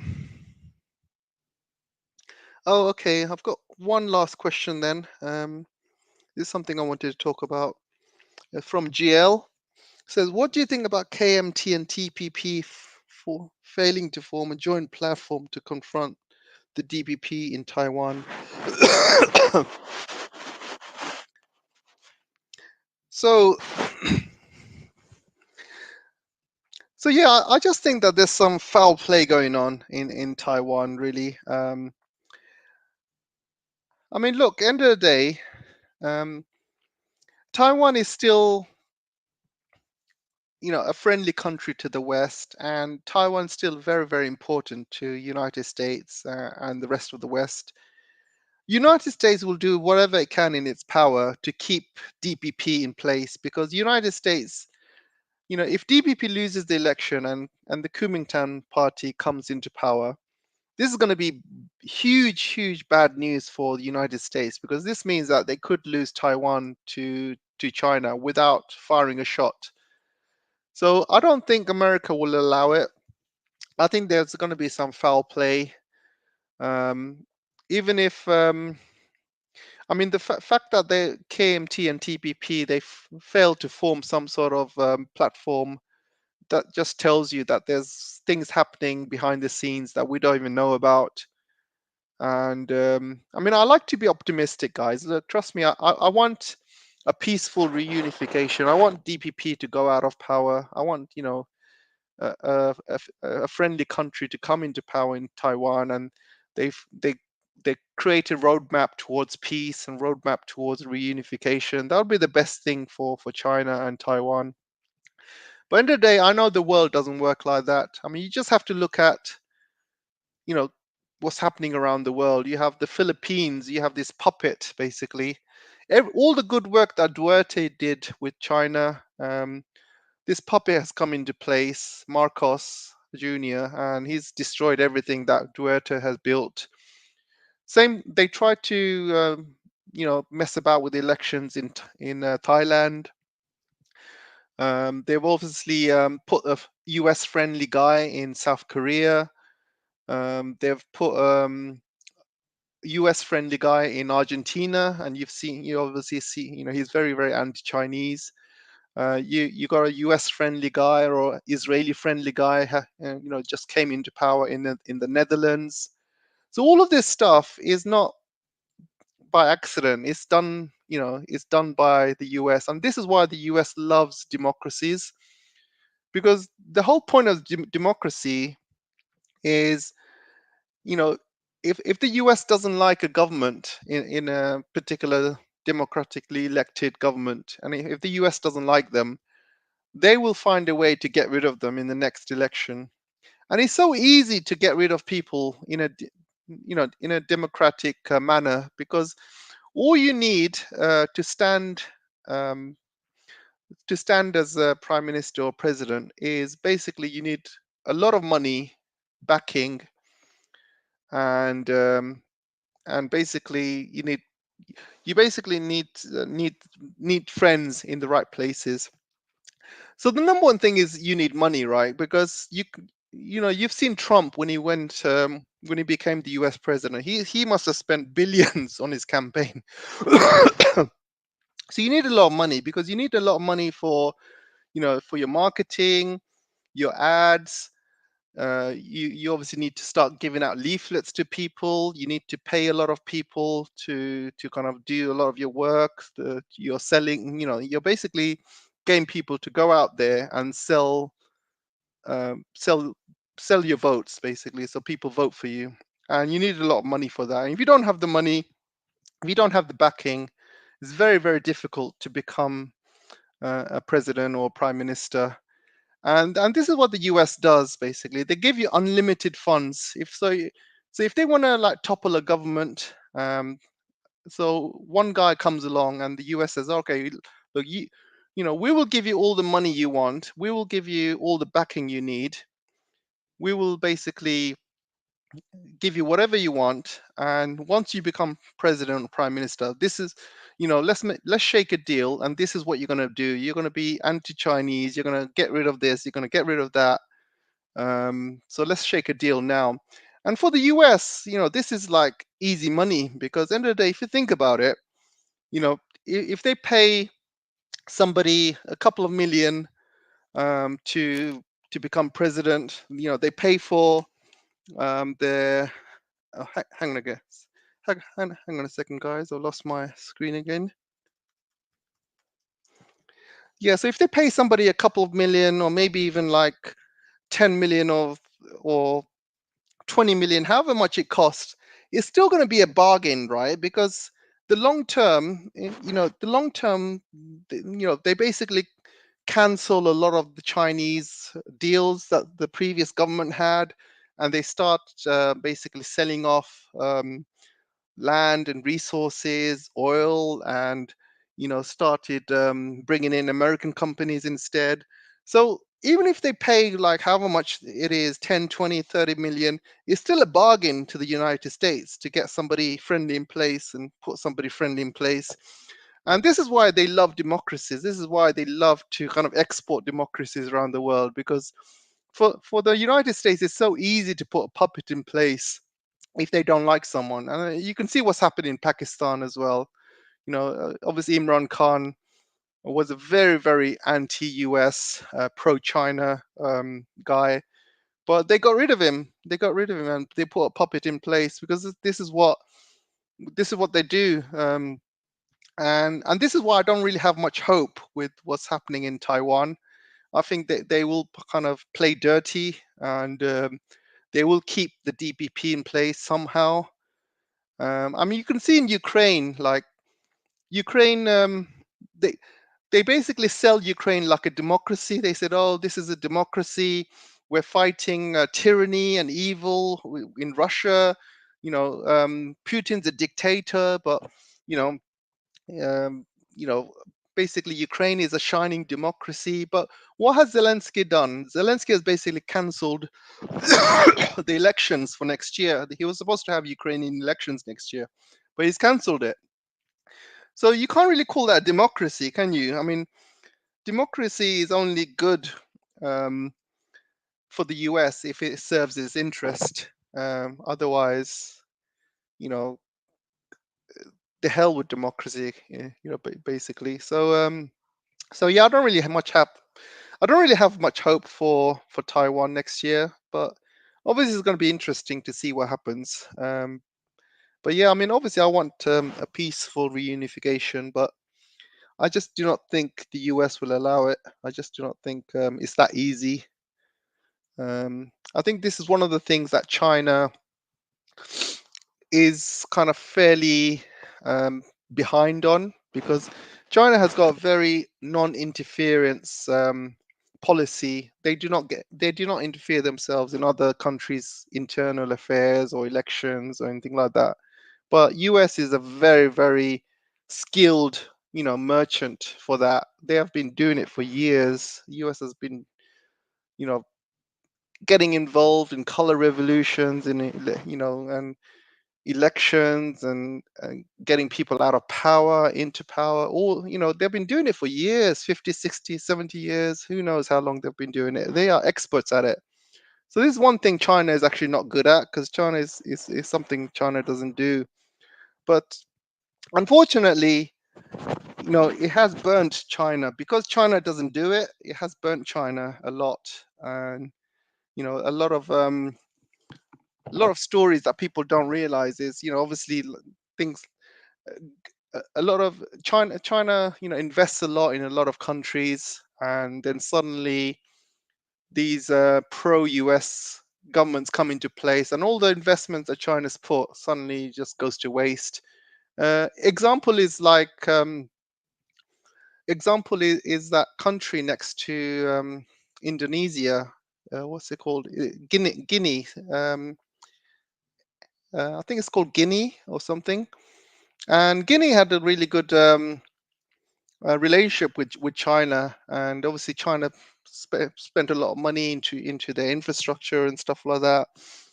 And then suddenly the US comes along, gives them a little money, puts some US military bases in place, kicks out the Chinese investments, and that's it. Like, you got these pro-US guys in there, and same things happen to Africa as well. There's a couple of countries in Africa where China's put a lot of money and investments into the mining projects and stuff. Then suddenly a government comes in who are very pro-US, and they kick out all the Chinese investments, and they replace them with the pro-US ones.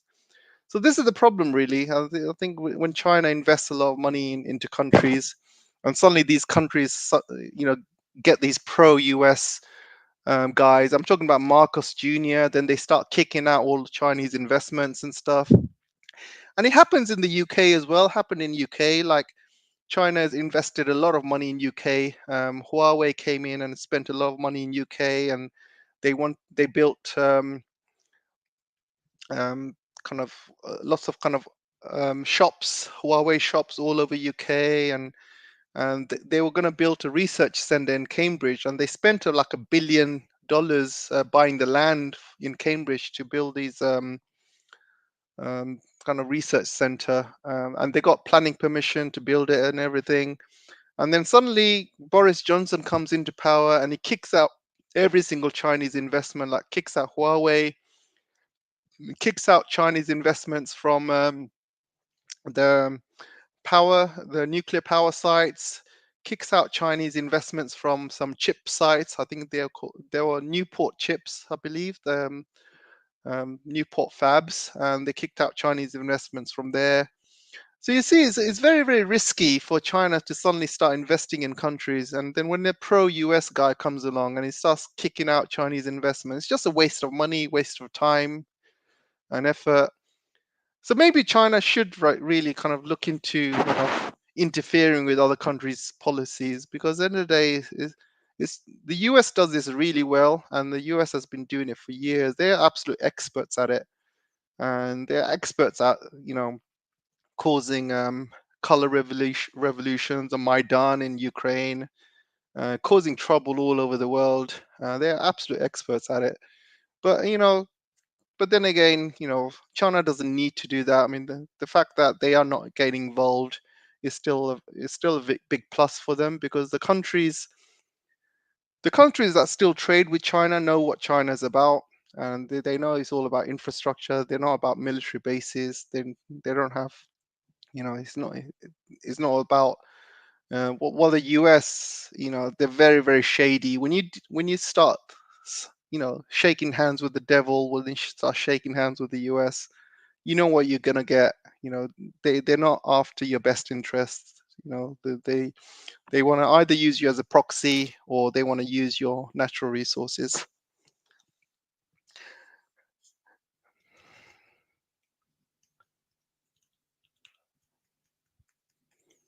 So anyway, guys, I'm gonna go now.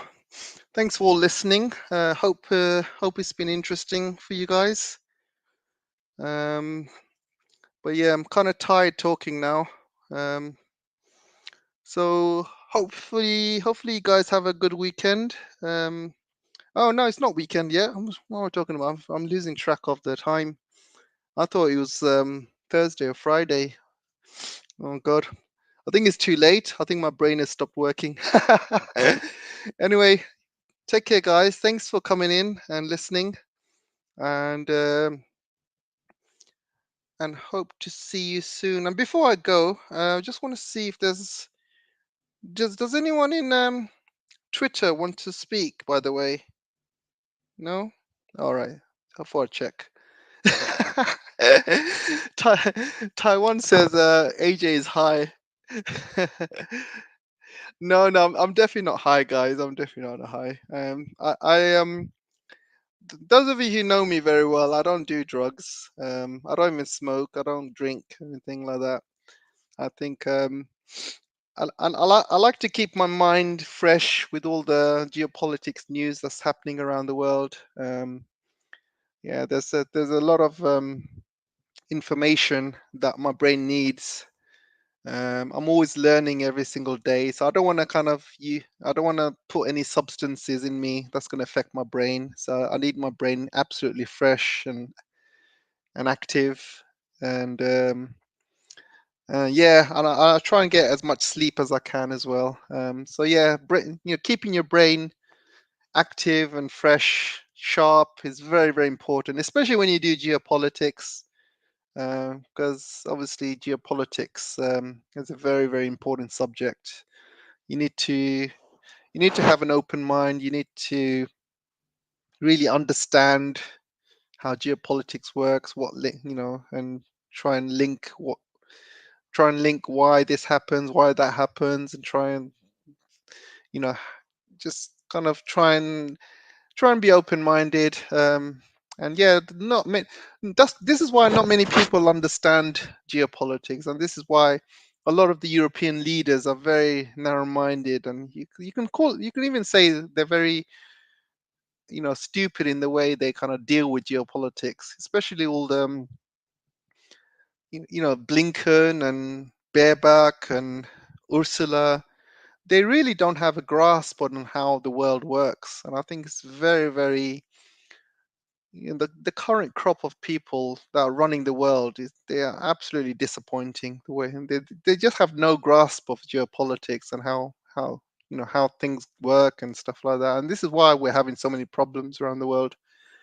It's just these people who are unelected got given a little bit of power, and then now you see them abusing that power, and and and this is where we are today. And it's just a bunch of idiots running the country, running the world, and causing all sorts of issues. But anyway, guys, I'm talking too much. I'm talking too much. So thanks for listening, and hope to see you soon.